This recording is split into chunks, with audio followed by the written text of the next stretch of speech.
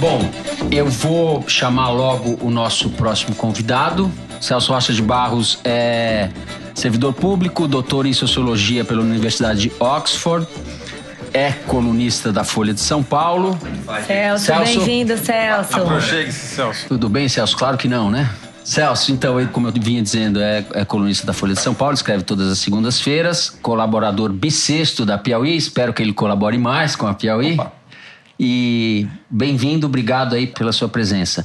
A gente ainda não tem as parciais, o parcial da presidência. Parcial aqui? Porque daí a gente tem uma geral para o Celso comentar. Então, para presidente, nós estamos esperando o Acre. Faltam 15 minutos para liberar, já tem 77% das urnas apuradas, ou seja, a hora que o Acre abrir a porta, a gente já vai saber quem é o futuro presidente. Pelas parciais nos estados, não tem muito mistério, todos os aliados do Bolsonaro estão ganhando, né? Então, São Paulo, o Dória já está virtualmente eleito, o Datafolha já fez essa aposta, mesmo faltando 23% das urnas para apurar, 22%.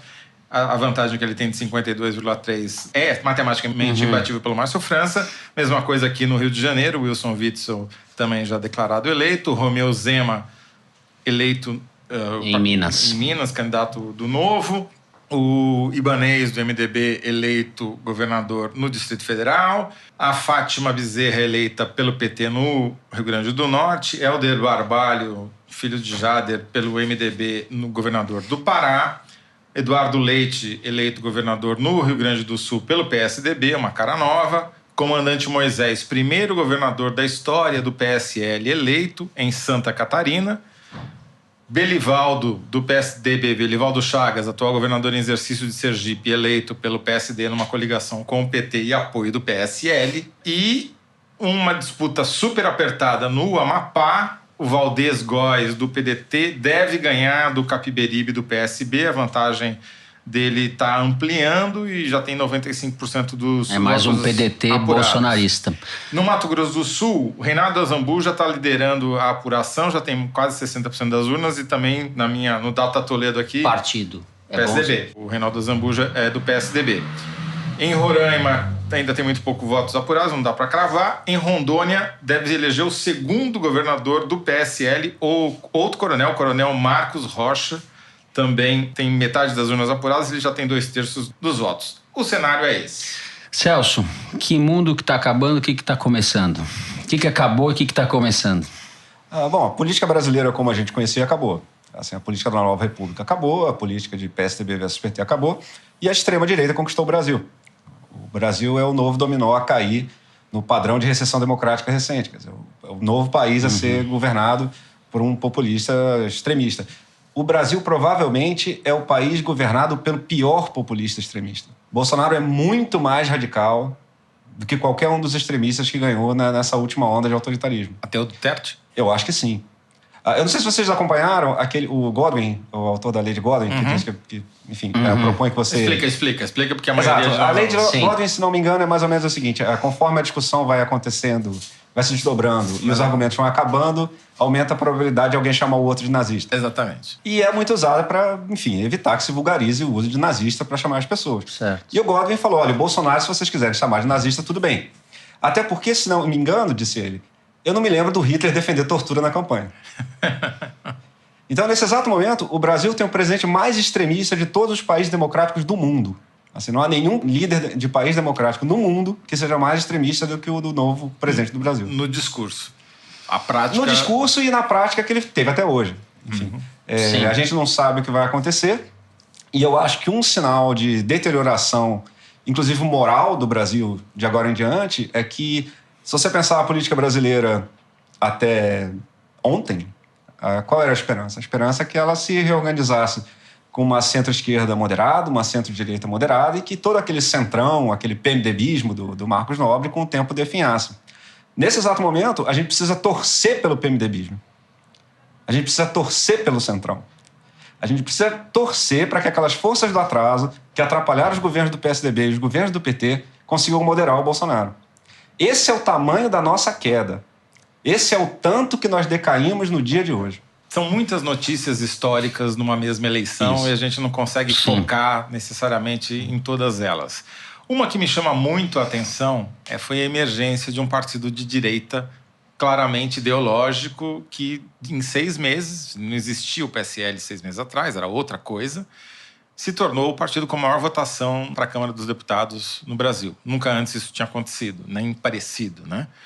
E tudo indica, por conta da cláusula de barreira, que barrou 17 deputados de vários partidos, ele deve absorver boa parte desses deputados e deve se tornar automaticamente, antes mesmo da posse em fevereiro, o maior partido da Câmara. Que é o PT, a maior bancada, mas vai ser ultrapassado. E tudo indica também, não sei se você concorda, Celso, que outros partidos vão se rearranjar. Por exemplo, né, o PPS já está negociando com a Rede, que acabou, com o PV, que também ficou preso na cláusula. O PCdoB vai precisar se incorporar a algum lugar. E assim, outras e tantas siglas. Quer dizer, o quadro partidário que emergiu das urnas, ele vai rapidamente desaparecer e virar outra coisa. Não é isso? Vai, sem não dúvida. Adianta a gente ficar perdendo muito tempo com aquela sopa de letrinhas ali. Isso, exatamente.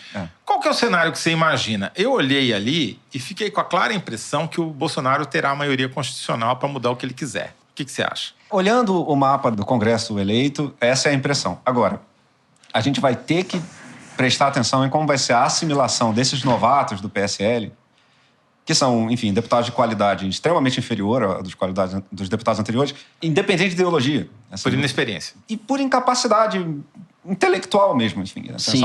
O PSL deve ser um dos piores partidos do mundo. E esses novos parlamentares vão ter agora que disputar com raposas da política brasileira, na direita mesmo. Eles vão ter que disputar a liderança da direita brasileira com o DEM, por exemplo. O poder niavelino. Exato. Perfeito. Eles vão ter que disputar com gente muito mais habilidosa do que eles. Então, a gente não sabe ainda se esses caras vão conseguir ter a influência que eles acham que vão ter, mesmo se eles se tornarem maior bancada. Porque uma outra coisa que pode acontecer é eles incorporarem um monte de velhas raposas e essas velhas raposas passarem a controlar o PSL. Esse é um erro que eles não devem cometer, né? Como eu disse, eles são muito inexperientes. O Onyx na Casa Civil, o Onyx Lorenzoni... Pois é, isso é outra coisa inimaginável, né? Quer dizer, inimaginável, assim, exato. O Onyx Lorenzoni é tão baixo clero que você tem dúvida se ele é clero ou se ele é só um gordo de camisola preta andando pela rua, entendeu? Sim. E seria inimaginável você imaginar que esse cara pudesse ocupar a Casa Civil. E agora o Bolsonaro está dizendo que as indicações do Paulo Guedes são muito boas, mas tudo vai ter que passar pelo Onyx. É verdade. Então, a gente tem que saber que o mercado pode ter uma surpresa desagradável nas próximas semanas.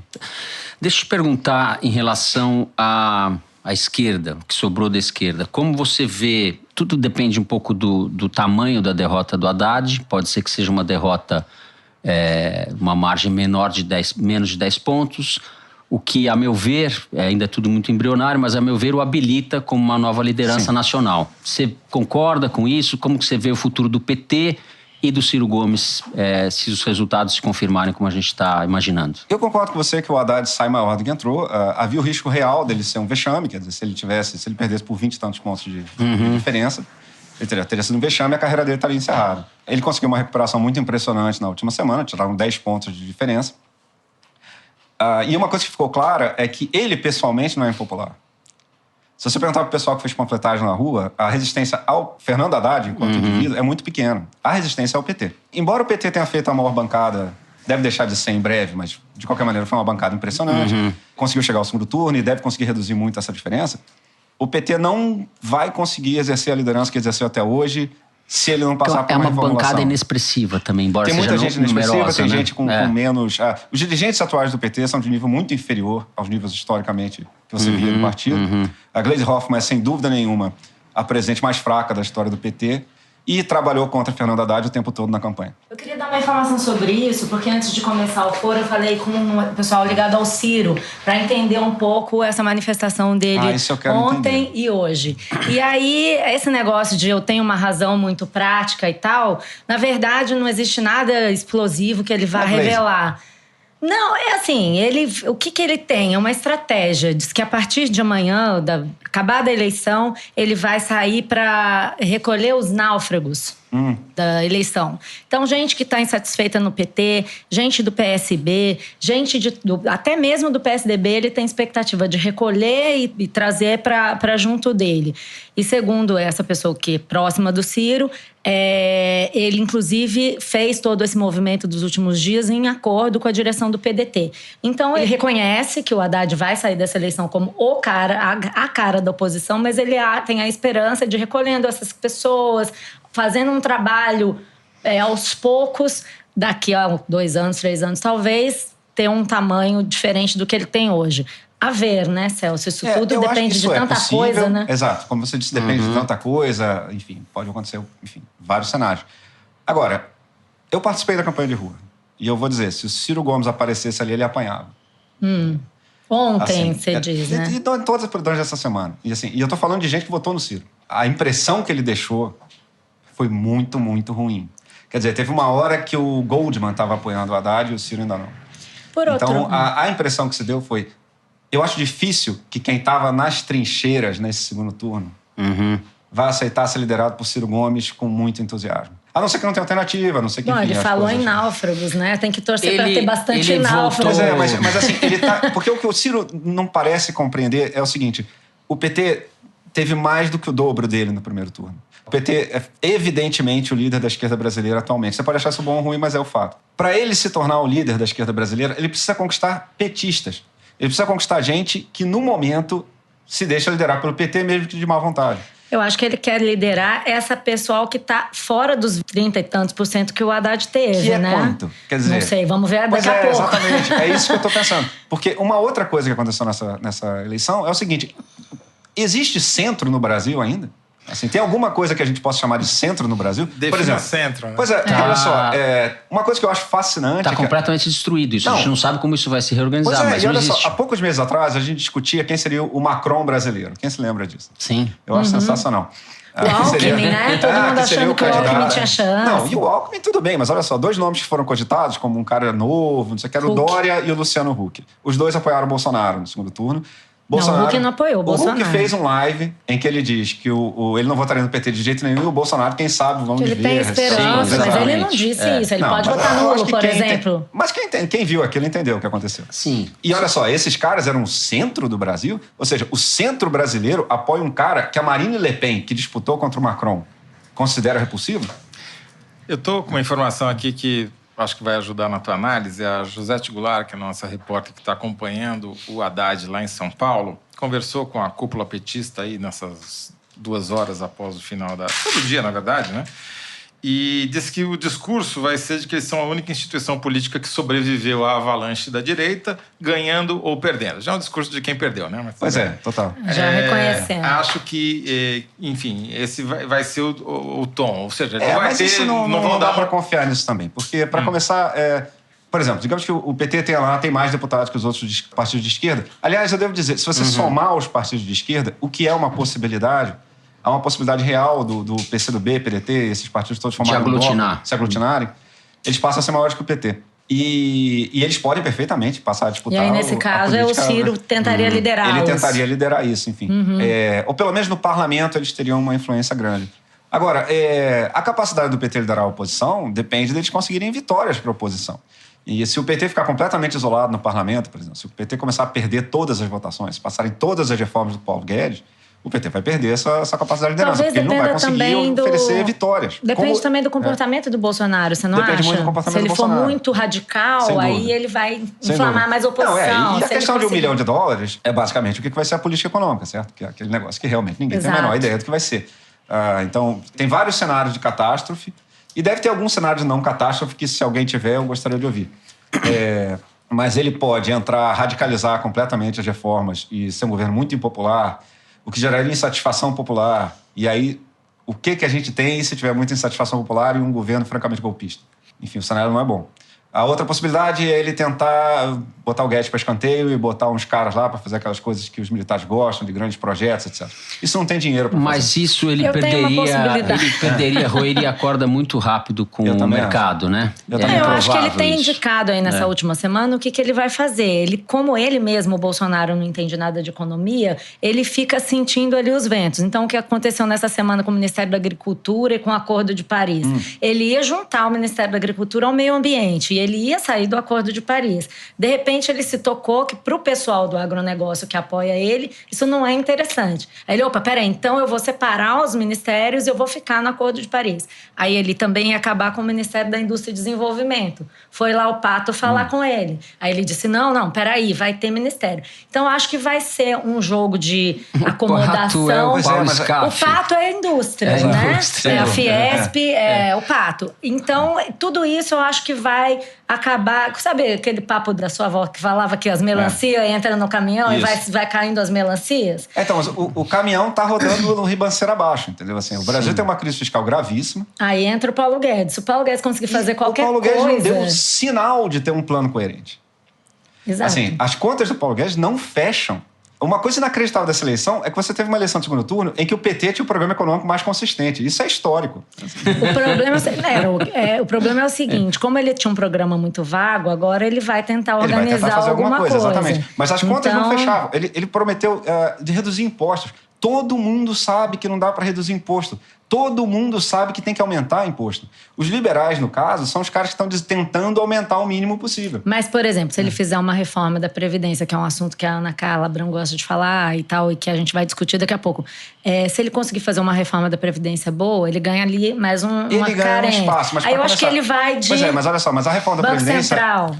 Dependência do Banco Desculpa Central. interromper vocês, o Ibope acabou de soltar a boca de urna presidencial. O que é? 56-44 para Jair Bolsonaro. Pelo Ibope está eleito. Que é a mesma coisa de ontem, mais ou menos, né? 12 pontos de diferença. Confirma a pesquisa de véspera na proporção. E daqui a pouco a gente vai ter, porque já tem 83% das urnas apuradas, só estou esperando atualizar aqui os resultados para ver se confirma. Estou clicando aqui no site. Esse número aqui. Então, aqui clicando frenéticamente. Já fechou e é aquilo que eu estou dizendo. Nesse exato momento, o Brasil tem o presidente mais extremista de todas as democracias do mundo. Não há nenhum presidente eleito no mundo, no momento, que seja mais extremista que o presidente do Brasil.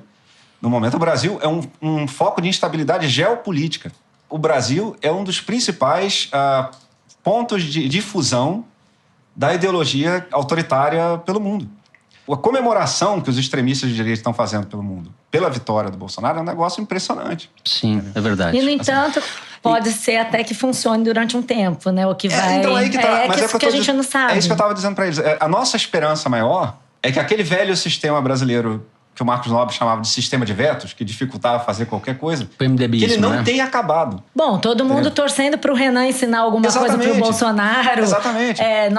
O Rafael escreveu um artigo assim, que terminava assim. O Rafael escreveu, o Brasil vai precisar da velha política. Mas é exatamente essa a questão. É isso que a gente tem que torcer agora. De Rodrigo Maia.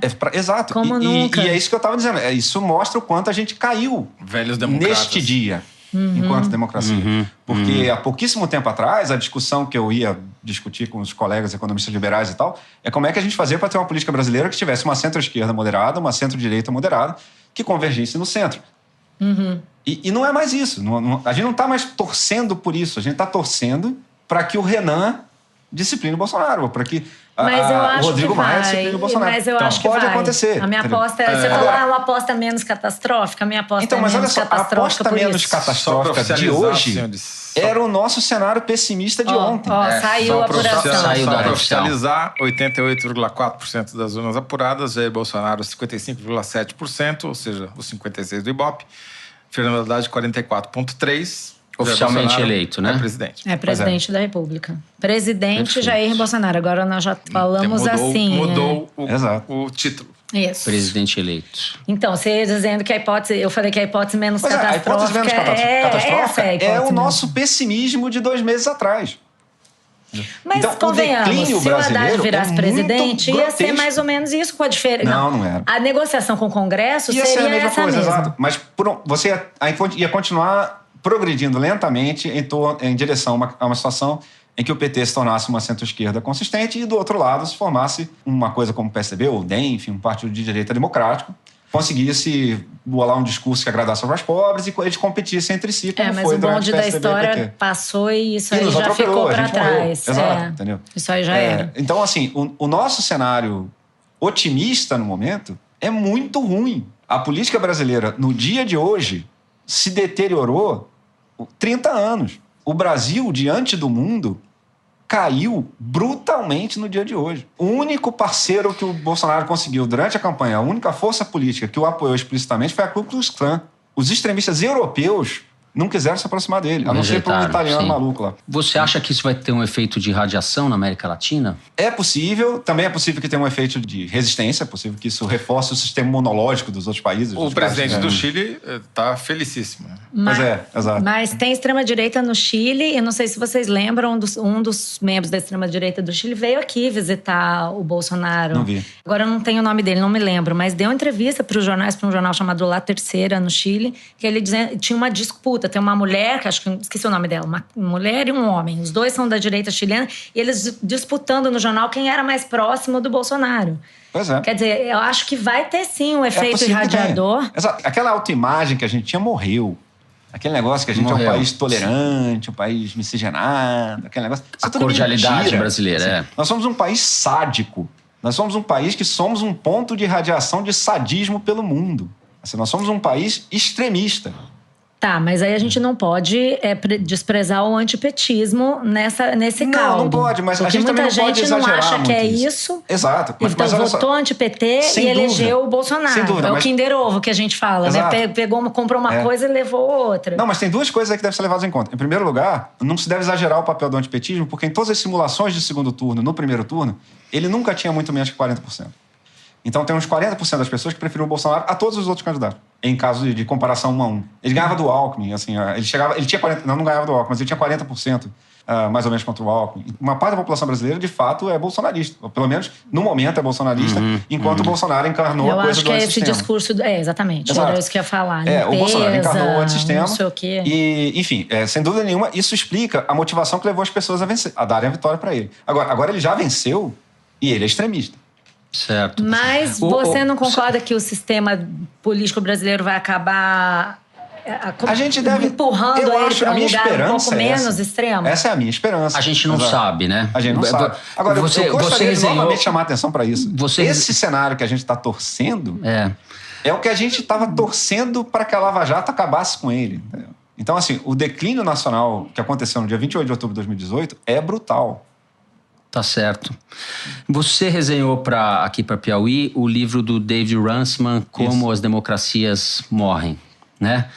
E num determinado momento, o Runciman diz que não acha que os Estados Unidos vão eleger depois do Trump um presidente mais bizarro. Ele acha que os Estados Unidos, o sistema de pesos e contrapesos e as instituições americanas, a tradição democrática do país, o mais provável é que depois do Trump venha um presidente menos bizarro, é a palavra que ele usa. Em que sentido a eleição do Bolsonaro é mais perniciosa, do seu ponto de vista, para o Brasil do que o Trump foi para os Estados Unidos? O Trump também é um sujeito de péssima qualidade, mas as instituições americanas são excelentes. Você acha que as instituições brasileiras são menos... A chance de ter um golpe militar nos Estados Unidos é zero. Certo. Se o Mourão desse aquele depoimento sobre golpe de Estado nos Estados Unidos, no dia seguinte ele estava em Guantánamo. Assim, não há a menor possibilidade de um sujeito ser levado a sério falando um negócio de golpe militar nos Estados Unidos. As instituições brasileiras são mais fracas e a Lava Jato destruiu a classe política brasileira. Então, esses aliados do Bolsonaro, ele pretende se livrar dos casos com acusações de corrupção. É só deixar esses casos serem investigados. Entendeu? Um comentário aqui. Estão rolando fogos aí fora já. Acho que é importante comentar porque o pessoal tá ouvindo e a gente tá em Ipanema, no Rio de Janeiro, Zona Sul. E esses sons que vocês estão ouvindo aí, que estão vazando, tem a ver com os fogos de artifício do pessoal que tá comemorando. Tem som vazando? Sim, tem som vazando, segundo a nossa diretora. E eu, só para dar uma informação, uma pessoa aqui no Twitter, como é que ele se chama? Raduan Meira, me lembrou que o nome do cara de extrema-direita chilena é Cast, Felipe Cast. Peguei aqui. Valeu, Raduan, obrigada. Celso, em relação ao PT, vai ter uma briga lá dentro entre o Haddad e a Gleisi? Qual é a briga? Bom, agora vai ser um caos ali dentro. É a briga pela sobrevivência, a liderança né? do PT hoje em dia é muito fraca. Assim, o PT não tem mais aquela estrutura que ele tinha quando ele era um partido muito sólido, enfim. O Tasso Genro, por exemplo, o grupo dele funciona como um partido à parte, praticamente. Jacques Wagner também é uma outra... é um cara que tem seu próprio jogo e que eu acho que tem muito mais chance de sobreviver do que todos esses caras. Que vai estar no Senado. Exato, ele é um jogador muito mais Sim. habilidoso do que todos esses caras. Foi muito habilidoso, Foi né? muito habilidoso e é um cara que sai maior na campanha. Assim, o Wagner. O Haddad pessoalmente também. Exato. Se nacionalizou e não vai ter uma derrota Mas ele não tem vexaminosa. Não tem nenhuma eleição pela frente promissora e tem a burocracia partidária contra ele. Sem dúvida. Não é fácil, não. Ele vai ter que encontrar um nicho de onde irradiar, né? Exercer essa liderança que ele acabou de conquistar. Né? E ele precisa meter o pé na porta, que não é o estilo dele também. Isso, exatamente. A máquina tá toda na mão da Daisy ou da Glaze? Da Glaze. Mas ele sai com o capital político. Sai com o capital político. Há 10 dias ou há uma semana a gente não falaria isso. Hoje, vamos ver como vai ser o discurso dele, mas acho que ele sai com capital político. Sem dúvida, do ponto de vista pessoal, ele teve uma vitória. Vamos ver como isso se metaboliza dentro do PT. Eu sou obcecado pelos partidos. Queria voltar para eles. Sabe quantos partidos terão governador? Não. 13. Excelente. Sensacional, muito né? bom. É uma democracia firme. Tá indo de vento em popa. O que terá mais será o PT. Pois é. Com 4. Exato. E todos eles no Nordeste. Bahia, Piauí, Rio Grande do Norte e Ceará. E daí o MDB, com o Distrito Federal, Alagoas e Pará. O PSDB, que quase morreu nessa eleição, ressuscitou no segundo turno, porque elegeu São Paulo, Rio Grande do Sul e Mato Grosso do Sul. 2 estados importantes, um estado médio. PSB também com 3, Pernambuco entre eles. PSL também, provavelmente vai reeleger Roraima, também vai ficar com 3. PP no Acre, PSD no Sergipe, PDT, por enquanto, no Amapá, PSC com 2, Rio de Janeiro e Amazonas. Novo em Minas Gerais, eu tenho dúvidas desse Novo aí, se ele vai continuar no Novo, porque ele não é tão novo assim, ele já era do PR, Sim, né? Exato. PCdoB no Maranhão, DEM com 2, PHS com 1. Quer dizer, é uma salada... Eu tenho uma pergunta. Agora, tem uma coisa que eu acho interessante. O Bolsonaro, uma coisa que eu achei uma história não muito contada nesse segundo turno, é como o Bolsonaro tentou fazer guerra étnica contra os tucanos. Né? Ele tentou exterminar os tucanos. Sim. Não, isso aí já é uma coisa... Como é que fala? Guerra contra os animais. Exato. Ele tentou fazer um negócio mais ou menos o que os caras queriam fazer com Java Porco, assim, pra voltar.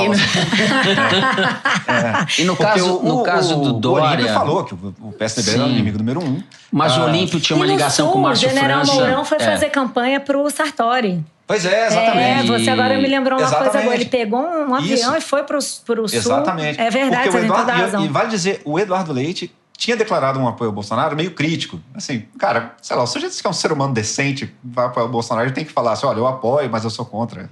Tal coisa. É verdade, ele tratou o Dória... E aí, ele tratou o Dória... É um negócio meio elementar de higiene pessoal, enfim. O Dória lambendo a bota do Bolsonaro. Exato, e o Bolsonaro... Ele deixou o Dória vir até aqui, né? Foi um negócio incrível grotesco, esse episódio. Assim, o tratamento com a relação com o Dória foi um negócio... Uma das coisas mais tristes que eu já vi, quer dizer... O cara tentando... Você ficou triste? Não. Enfim. Mais lamentáveis. Exato, mais lamentável. Do ponto de vista humano. Exato. Tá. Exato. Você vê um espetáculo de autodegradação daquele tipo também. Assim. Eu tenho uma última pergunta, posso? Claro. Uma coisa que a gente não falou e eu queria muito saber o que você está pensando sobre isso. No último episódio do Foro, a gente discutiu o fim do lulismo. Se o lulismo de fato acabou, o que vai acontecer com o lulismo? O lulismo acabou. Tá. Ótima resposta. Rapidinho. Em suma... Não, existiu. Não, olha só, eu vou dizer. Eu vi gente fazendo campanha central do Brasil. Tinha gente dizendo, eu vou votar no cara do Lula. Ainda tem gente dizendo isso. Sim, o Haddad não cresceu do jeito que cresceu no começo, se não fosse pelo Lula. Assim, o Haddad cresceu no segundo turno se distanciando do lulismo. Mas ele chegou no segundo turno por causa do lulismo. Só que agora o lulismo não leva mais a lugar algum. Morreu. Leva só a Curitiba. Exato. Ou um presídio federal em outra cidade. Com todas as Bom, Celso, eu queria te agradecer demais aí pela visita, participação. Você é da casa. Opa, valeu. Seja sempre bem-vindo. Muito obrigado a vocês. Maravilha. Valeu, obrigado. Ótimo, Grande abraço. Obrigada.